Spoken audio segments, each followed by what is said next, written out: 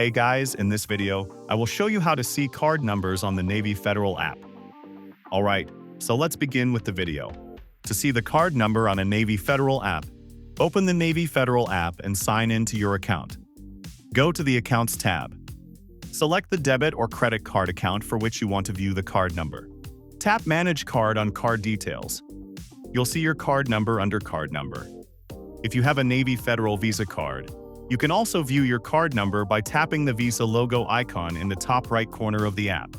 How to view your card number on the Navy Federal app. If you have multiple cards, to view your card number for a specific card on the Navy Federal app with multiple cards, log in, select the card and note down the card number from the Card Details section.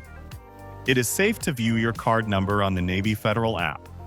The Navy Federal app uses a variety of security measures to protect your data, including encryption and two-factor authentication.